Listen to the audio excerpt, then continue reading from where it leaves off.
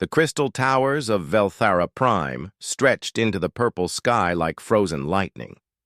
Inside the largest tower, the Galactic Coalition Council gathered around a table made from a single piece of crystallized starlight. Ambassador Zekathara of the hegemony stood at the center, his four arms gesturing at the holographic display floating above the table. Honored council members, Zekathara began, his voice carrying the authority of 3,000 years of galactic dominance. We have discovered another primitive species. They call themselves humans and come from the third planet of a yellow star system. The council members leaned forward with mild interest. New species were always amusing, especially the primitive ones. Most would submit within days of first contact, grateful to join the civilized galaxy under Coalition guidance. What makes these creatures noteworthy? Asked Counselor Veltar, her scaled head tilting with boredom. She had overseen the integration of 47 species in her lifetime. They all followed the same pattern: initial resistance, demonstration of coalition power, then grateful submission. Zekathara's display showed images of human cities, their primitive technology, and their crude spacecraft. They have recently achieved faster-than-light travel. Our scouts report they spent the last 100 years engaged in constant warfare among themselves. They use kinetic weapons exclusively and seem unable to generate proper energy shields. Scattered laughter rippled through the council chamber. Energy shields had been standard technology for over 2 millennia. Any species still using kinetic weapons was clearly backwards beyond belief. How delightfully primitive, Veltar commented. I assume they'll make adequate laborers once properly trained. Their Deathworld origin might make them suitable for mining operations. Far from the council chambers, Admiral Jake Morrison stood on the bridge of the UES Liberty, watching the stars through the forward viewport. The ship hummed with quiet efficiency around him. His crew of 200 had trained for this moment their entire careers. Admiral, called Navigator Lisa Chen from her station. We're approaching the edge of Coalition space. Long-range sensors are picking up artificial structures. Morrison nodded. Any response to our diplomatic signals? Negative, sir, replied Communications Officer Sam Rodriguez. We've been broadcasting on all standard frequencies for 6 hours. Either they're not listening or they don't care. Chief Engineer Kate Sullivan looked up from her diagnostics panel. All systems green, Admiral. The diplomatic convoy is maintaining formation behind us. Morrison studied the tactical display. 12 human ships, the largest diplomatic mission Earth had ever sent. The UES Liberty led the formation, followed by 3 escort cruisers and 8 support vessels. By human standards, it was a modest but respectable force. By galactic standards, it would prove to be something else entirely. Captain Ben Hayes commanded the escort cruiser UES Endeavor, positioned at the convoy's starboard flank. His ship carried the latest human defensive systems, though he hoped they wouldn't need them. The mission was diplomatic, after all.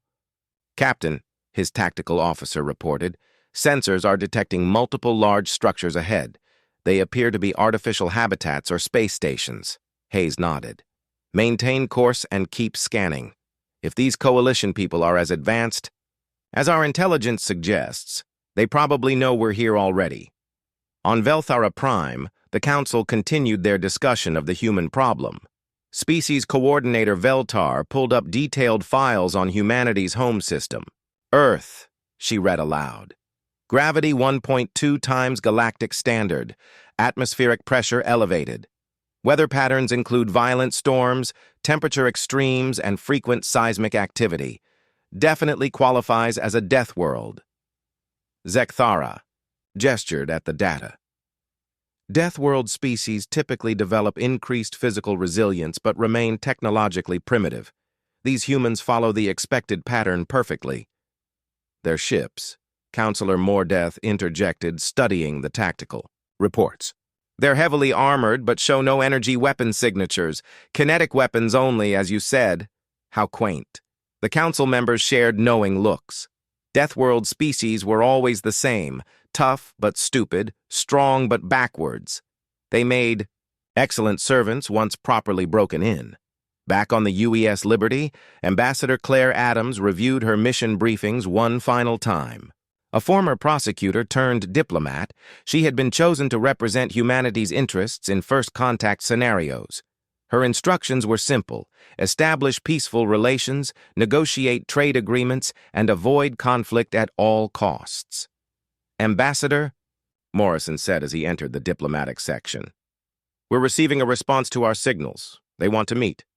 Adams smiled. Excellent. Where and when? They're sending coordinates for a neutral station at the edge of their territory. We'll be there in 18 hours. Adams felt a mix of excitement and nervousness.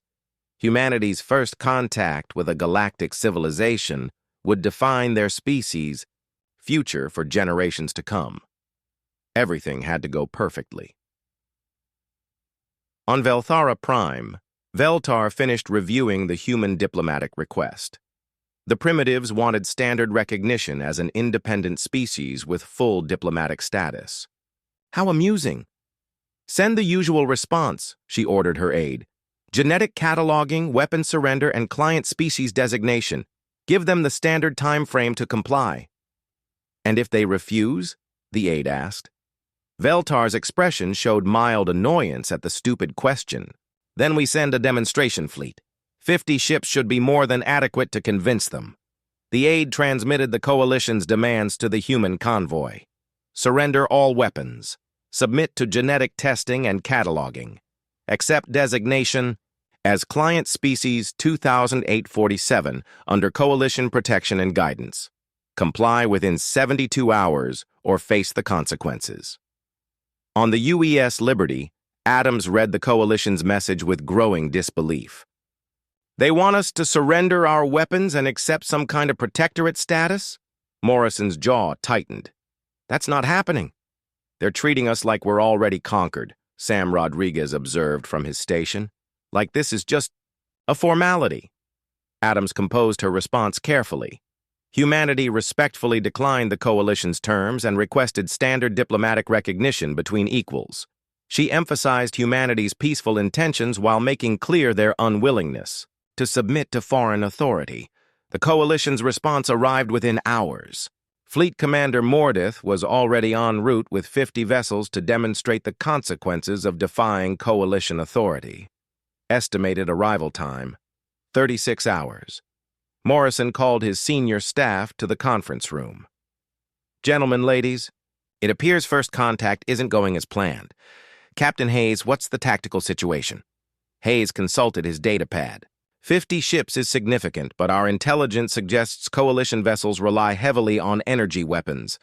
Our kinetic barriers and ablative armor should provide adequate protection. And our offensive capabilities? Morrison asked. Kate Sullivan answered. All ships carry full missile complements. Railguns are loaded with depleted uranium penetrators. EMP packages are armed and ready. Adams looked uncomfortable. Admiral, we're supposed to be a diplomatic mission. Morrison met her gaze steadily. Ambassador, we are a diplomatic mission, but we're also human, and humans don't kneel to anyone.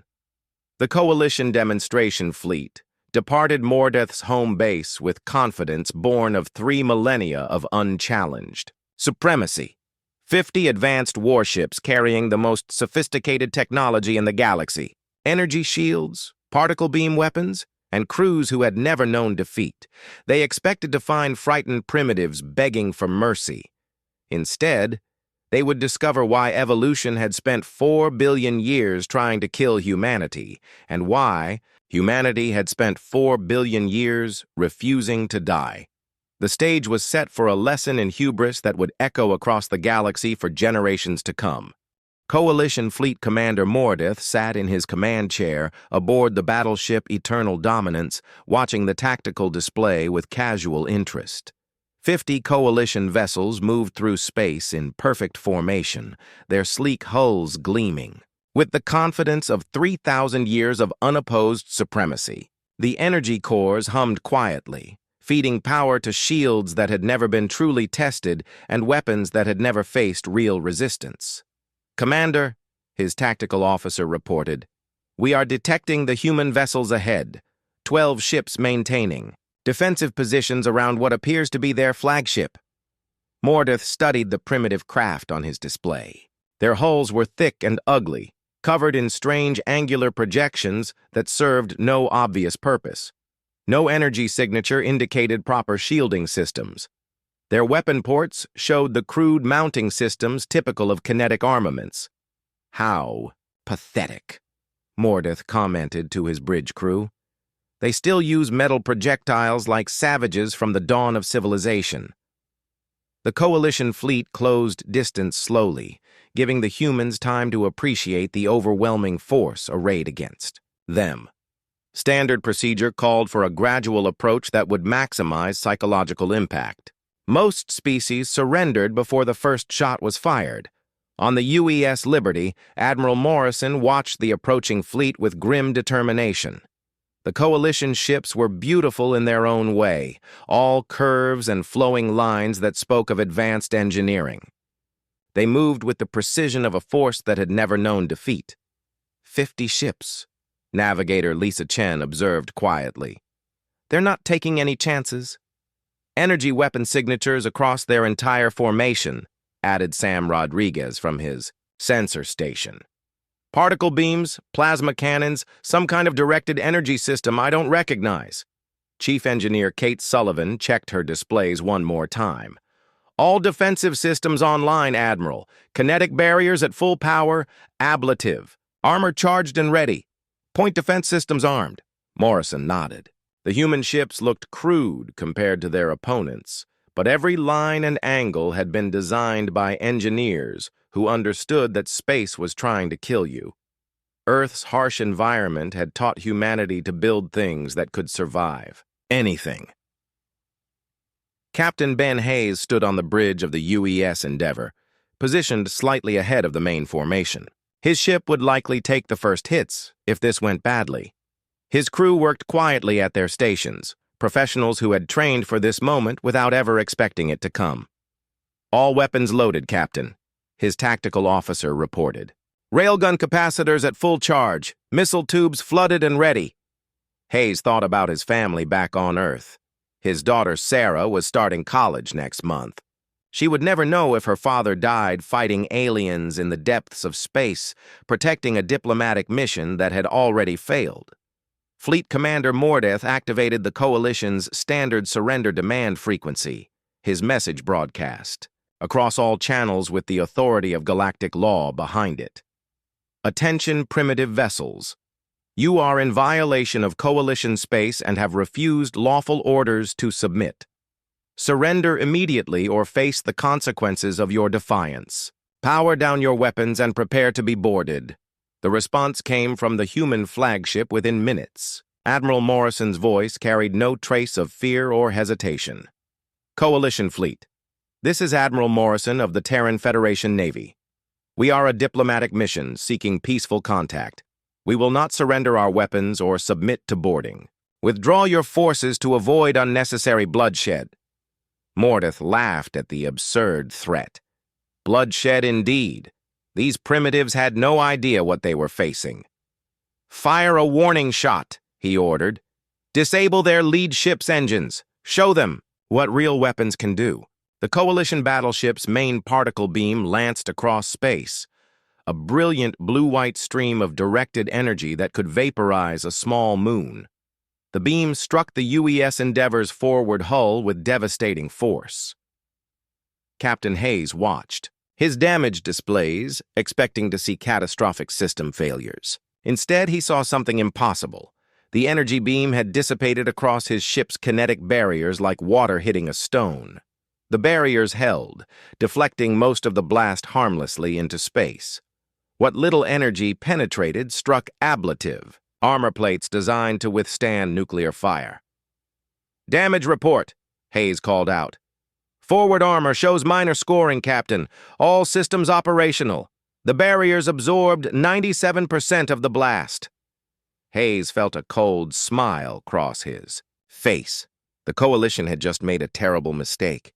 They had shown their hand while revealing they knew nothing about human defensive technology. On the Coalition flagship, Mordeth stared at his tactical display in confusion. His most powerful weapon had struck the primitive ship directly, yet the target remained fully operational. Their sensors must be malfunctioning. "Fire again," he ordered. "Full power. Target their engines." Multiple Coalition ships opened fire simultaneously, filling space with deadly energy beams. The barrage struck human ships across the formation, lighting up their kinetic barriers like aurora displays. The barriers held, designed by engineers who had studied every form of directed energy that space could throw at human vessels. Admiral Morrison watched the light show with satisfaction. The Coalition was learning their first lesson about Deathworld engineering. When your home planet regularly tried to kill you with radiation storms and solar flares, you learned to build ships that could shrug off energy weapons. "All ships," Morrison broadcast on the tactical frequency. "Weapons free. Show them what Deathworlders do to bullies." The human response was immediate and devastating. Railguns that had been designed to crack asteroids opened fire with depleted uranium slugs accelerated to relativistic speeds. The rounds punched through Coalition energy shields like they weren't there, because kinetic barriers were designed to stop energy attacks, not physical projectiles moving at significant fractions of light speed. The Coalition ships, built for beauty and intimidation rather than survival, came apart under the kinetic barrage. Their hulls, never designed to withstand physical impact, shattered like glass. Atmosphere vented into space in glittering clouds as the elegant vessels died. Commander Steve Parker aboard the UES Defiance coordinated the missile attack.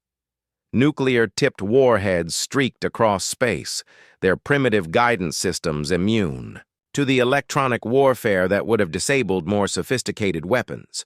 The warheads detonated in brilliant flashes, electromagnetic pulses washing over Coalition ships and frying their delicate electronics. Fleet Commander Mordeth watched, his display in growing horror as ship after ship reported critical damage or simply went silent.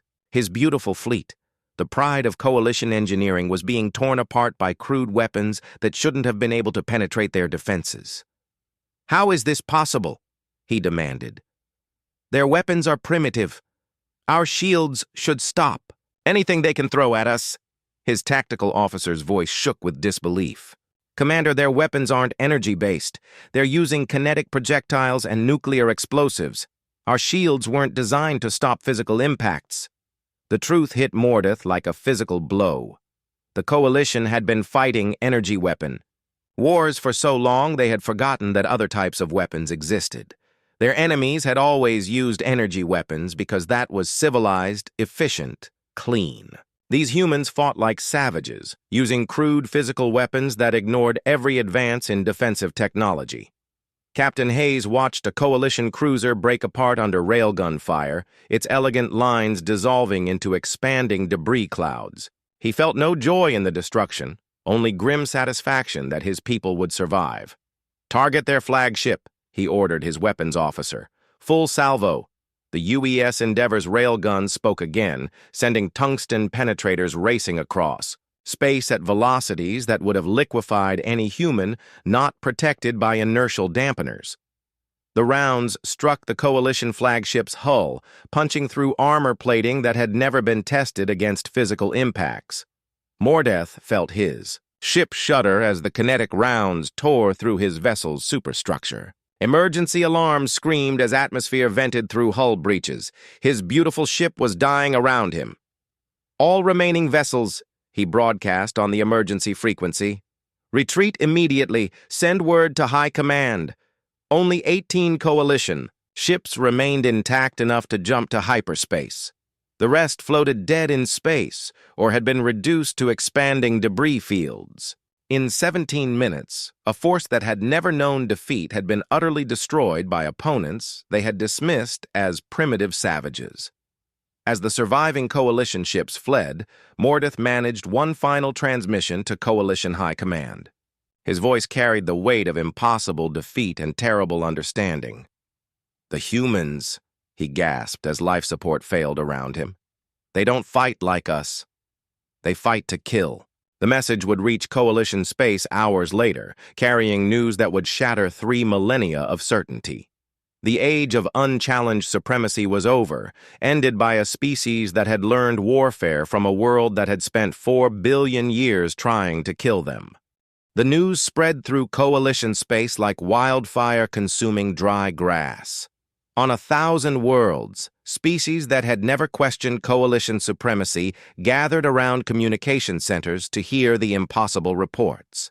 Fleet Commander Mordeth's final transmission played again and again, each repetition carrying the same shocking message. The Coalition's demonstration fleet had been destroyed. On Velthara Prime, Supreme Commander Veltaran stood before the emergency session of the Coalition Council. Her scaled features showed no emotion, but her inner voice screamed with disbelief. In 3,000 years of galactic dominance, no Coalition fleet had ever been completely destroyed. Client species might resist briefly, but they always broke under the weight of superior technology and overwhelming force. The reports are confirmed, Veltaran announced to the assembled council members. 50 ships lost, 18 survivors, 32 completely destroyed.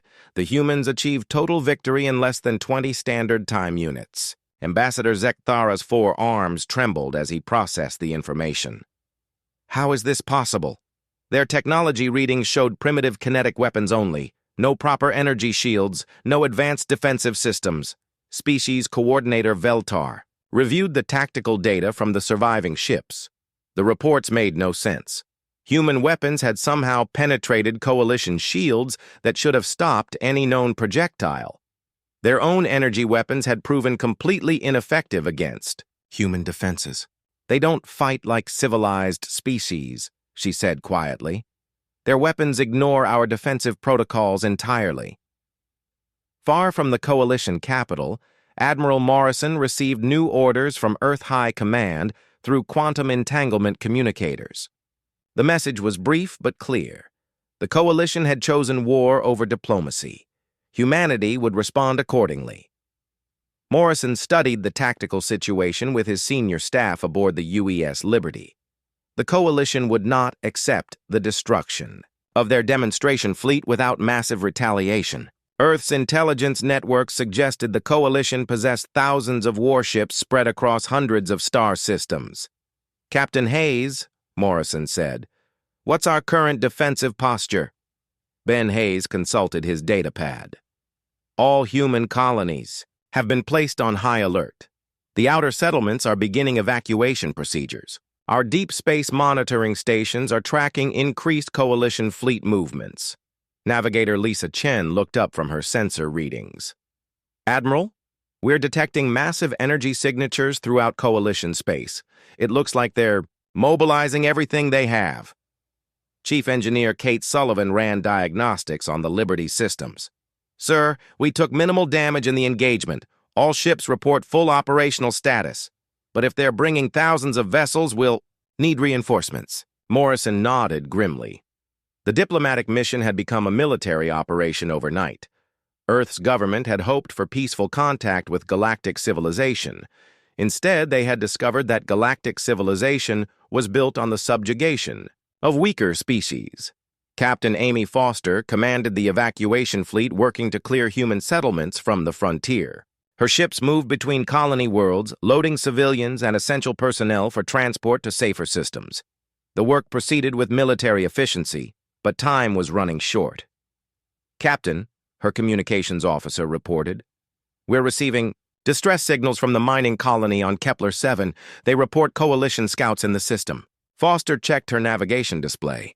Kepler 7 was 3 days away at maximum speed. If Coalition forces were already probing human territory, the evacuation window was closing rapidly. Set course for Kepler 7, she ordered. Maximum. Burn. Signal the transport convoy to continue to the rally point. On Velthara Prime, Coalition Supreme Commander Veltaran finalized plans for the largest military operation in Coalition history. The Grand Armada would consist of 5,000 ships drawn from every member species. Never before had such a force been assembled. The humans will face the combined might of 200 species, Veltarin announced to her staff. Their primitive weapons cannot stand against such overwhelming power. The Coalition's most experienced fleet commanders gathered for the briefing. Admiral Morketh of the Hegemony Navy brought 400 heavy cruisers. Commander Veldash led 800 fast-attack vessels from the core worlds. Species after species pledged their finest ships to the effort. "What do we know about human defensive capabilities?" asked Admiral Kor then of the Rim Fleet. Veltarin displayed the tactical data from the failed demonstration. They possess some form of kinetic barrier technology that deflects energy weapons. Their ships use heavy armor plating and seem designed for survival rather than speed or elegance. And their offensive systems? Primitive kinetic weapons and nuclear explosives.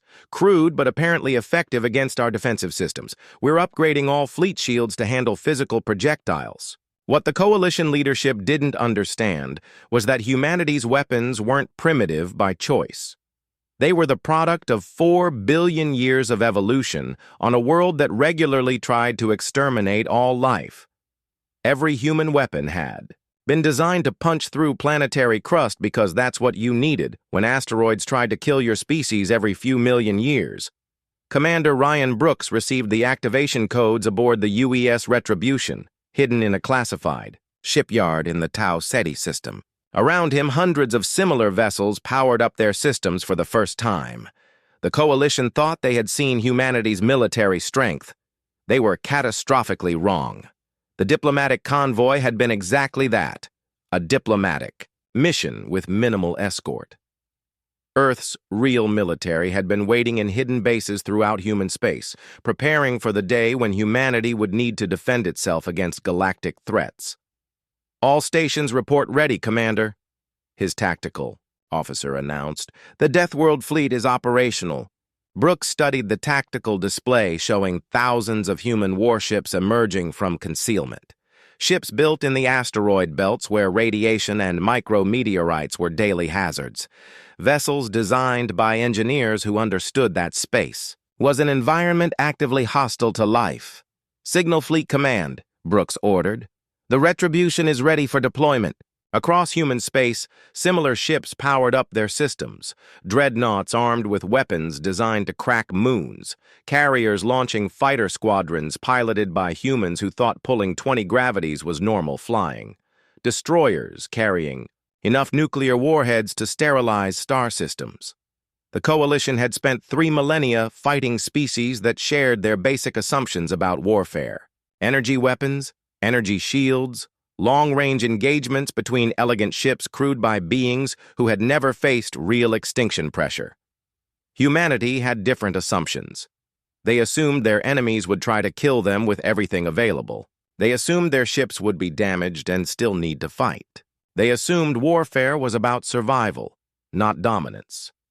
Captain Jenny Ross piloted her fighter squadron through asteroid field training exercises, pulling maneuvers that would liquefy most alien pilots.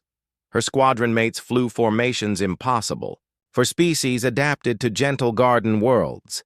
They treated their fighters like extensions of their own bodies, dancing through debris fields at velocities that should have been instantly fatal.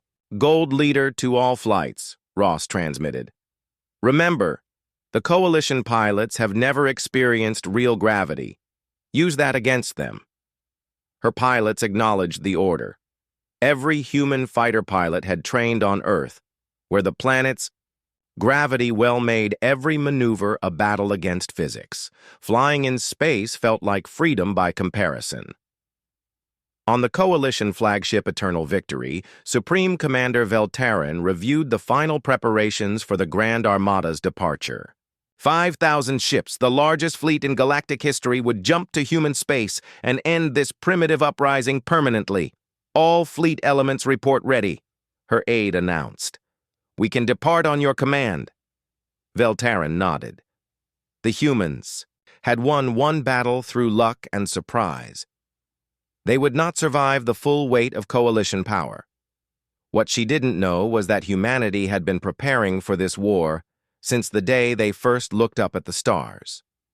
Not a war against any specific enemy, but against the universe itself. Earth had taught them that existence was struggle, that survival required strength, and that anything trying to kill you needed to be killed first. The Coalition was about to learn what happened when an empire built on intimidation met a species forged by 4 billion years of survival pressure. The galaxy's understanding of warfare was about to change forever. The Grand Armada emerged from hyperspace in perfect formation, 5,000 ships arranged in a display of power that had never been seen in galactic history. Supreme Commander Veltarin stood on the bridge of her flagship Eternal Victory, watching the tactical display with satisfaction. The human home system lay before them, defenseless and ready for conquest. "Begin long-range scans," she ordered her sensor operator. "Locate the human fleet and prepare for immediate engagement." The sensor readings that came back made no sense. The system appeared empty except for automated defense platforms orbiting the inner planets. No fleet formations, no defensive positions. Nothing but scattered contacts that barely registered on Coalition sensors. "Where are they?" Veltarin demanded. "Intelligence reported major fleet concentrations in this system." Her tactical officer studied the confusing readings. "Commander, we're detecting some unusual sensor interference. Our long-range systems are having difficulty maintaining clear contacts." What the Coalition didn't understand was that humanity had spent decades perfecting stealth technology, not the energy-dampening systems used by most species, but simple approaches that worked against sensor networks designed to track energy signatures. Human ships coated with materials that absorbed electromagnetic radiation, running silent with minimal heat output, were effectively invisible to Coalition detection systems. Colonel Dan Miller commanded the stealth frigate UES Shadow, positioned just 3 kilometers from the Coalition flagship. His ship's hull was covered in sensor-absorbing compounds developed from asteroid mining operations. The materials that protected human miners from cosmic radiation also made their ships invisible to energy-based scanners. "All weapons armed and ready," his tactical officer whispered, as if the Coalition might somehow hear them across the vacuum of space. Miller watched the massive alien formation through passive sensors. The Coalition ships were beautiful but vulnerable, their elegant designs never intended for stealth warfare. They moved in perfect formations that would make them easy targets for coordinated attacks. "Signal the fleet," Miller ordered. "Ghost protocol is active. Begin the hunt." Throughout the system, hidden human ships received the transmission.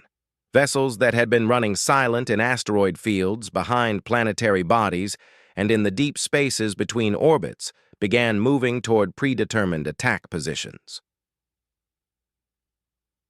Captain Jenny Ross led her fighter squadron from the carrier UES Defiance, hidden in the shadow of a gas giant's largest moon. Her pilots had trained for this exact scenario, using the system's natural features as cover while preparing to engage a numerically superior enemy. "Remember your training," she transmitted to her squadron.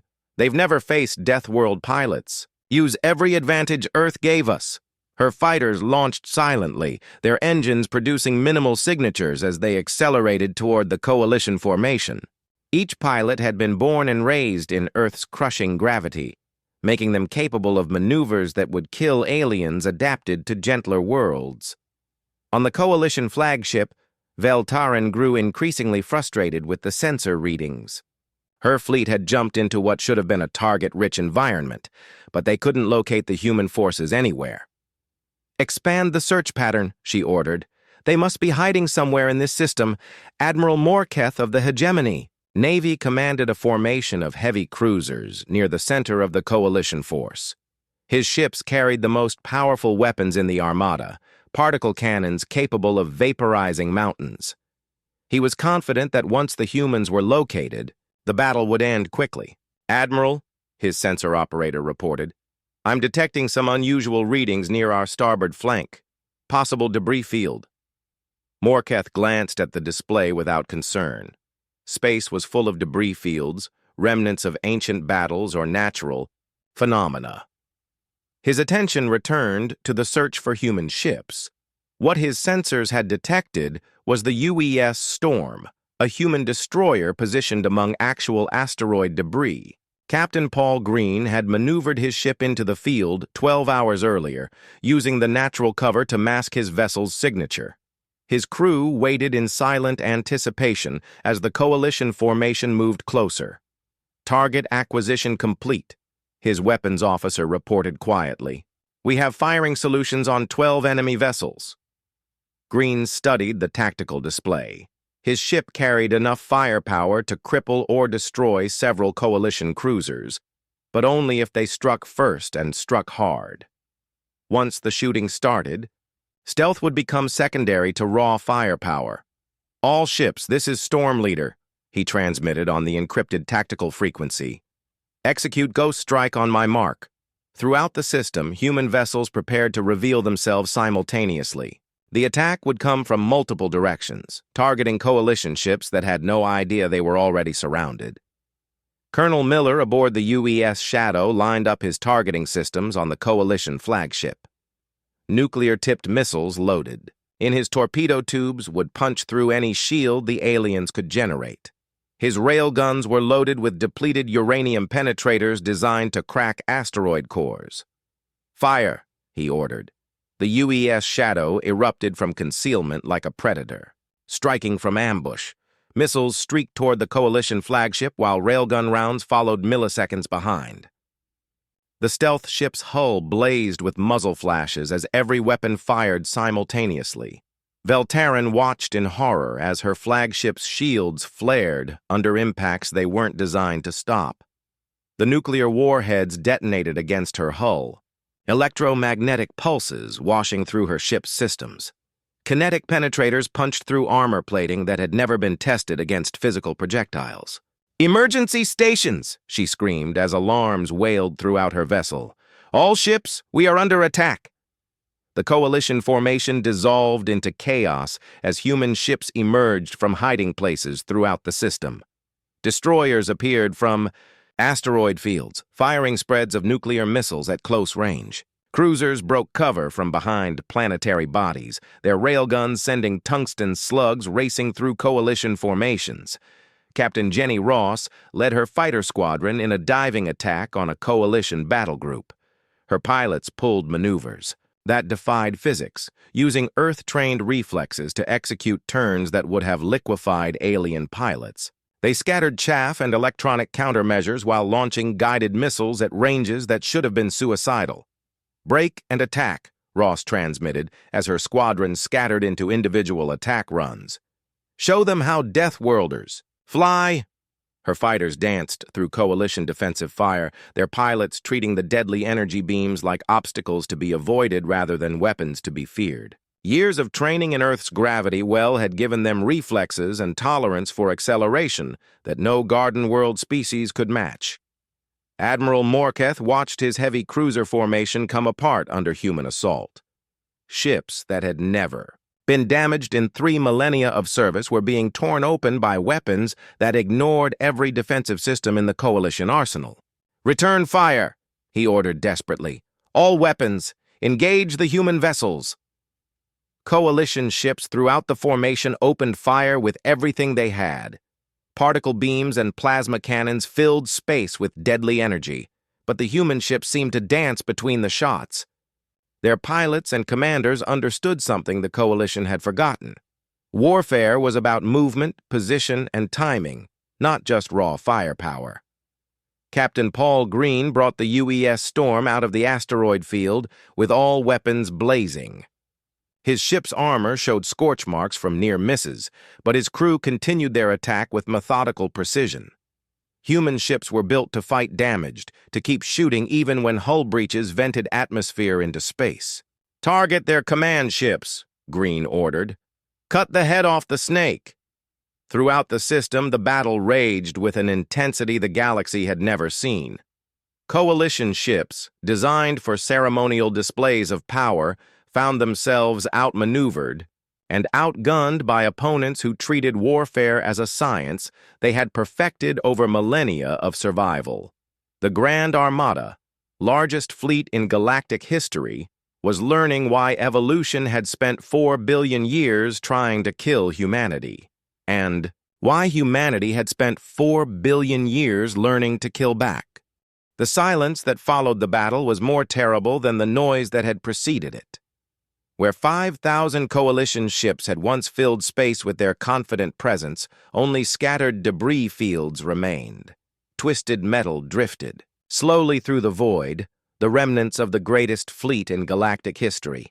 Admiral Morrison stood on the bridge of the UES Liberty, watching the tactical display with grim satisfaction. Of the Coalition's Grand Armada, fewer than 300. Vessels had survived long enough to jump to hyperspace. The rest floated dead in space, or had been reduced to expanding clouds of superheated gas.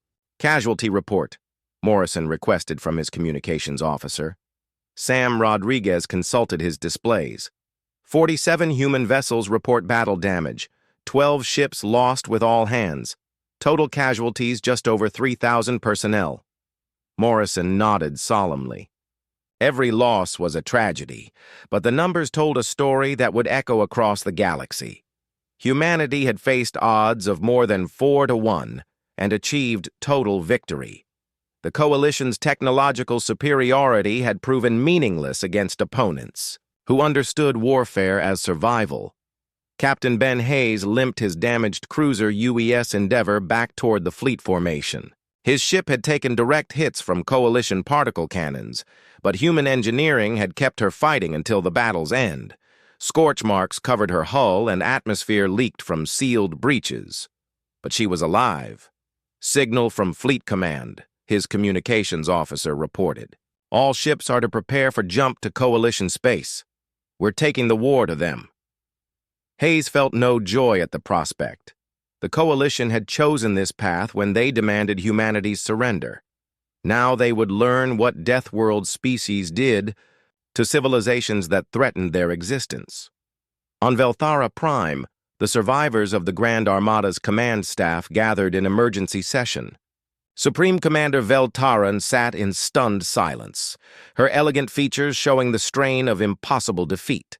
The reports from fleeing captains painted a picture of warfare beyond Coalition understanding. They fought like demons, Captain, Cornall reported, his voice shaking with remembered terror. Their ships kept attacking even when they should have been dead. I watched a human destroyer ram one of our battleships after taking critical damage. Both ships were destroyed, but they took us with them. Species Coordinator Veltar reviewed the tactical data with growing disbelief. They used the entire star system as a weapon. Asteroid fields for concealment, planetary bodies for cover, gravitational effects to enhance their attacks. We never considered that space itself could be turned against us. The Coalition leadership began to understand the magnitude of their error.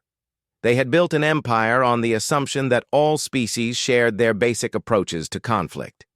Energy, weapons, long-range engagements, and surrender when faced with superior force. The humans followed none of these rules. Admiral Morrison's fleet jumped into Coalition space 12 hours after their victory.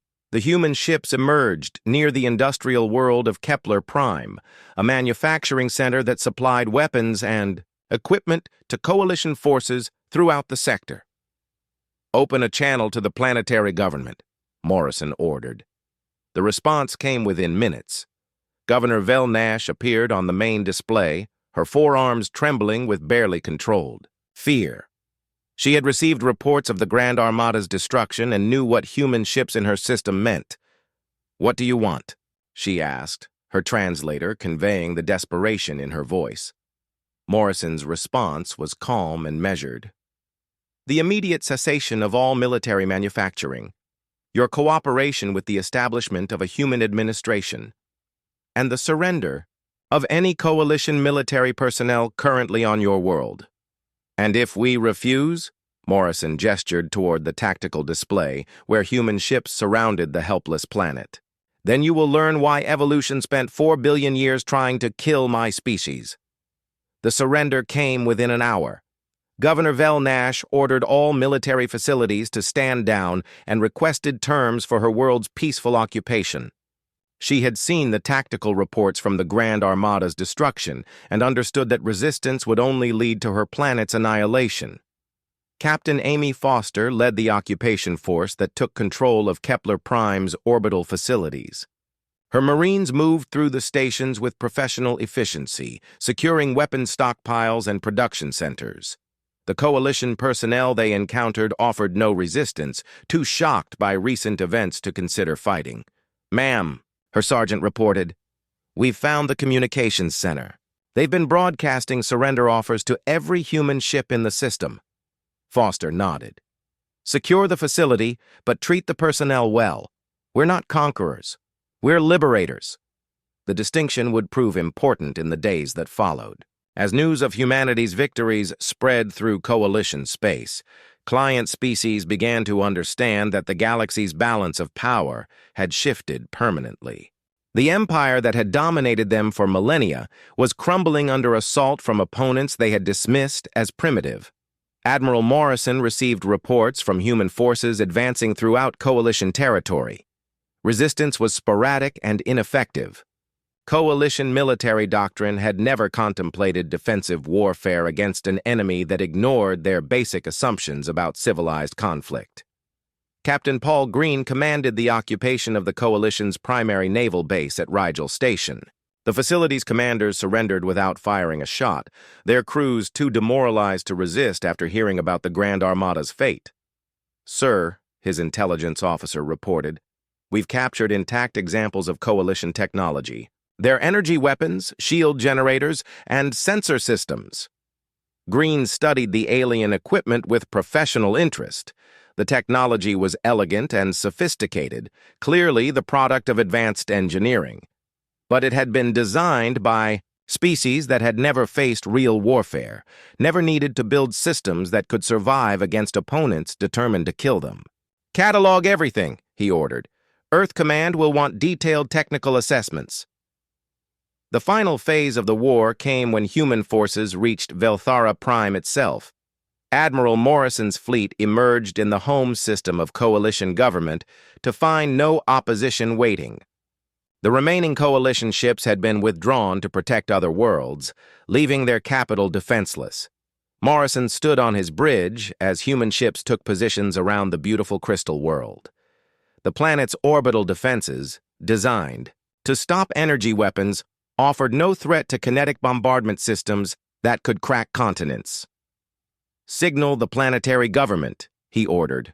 "I want to speak with whoever's in charge." The response came from the Coalition Council chambers, where the surviving leadership had gathered for what they knew might be their final session.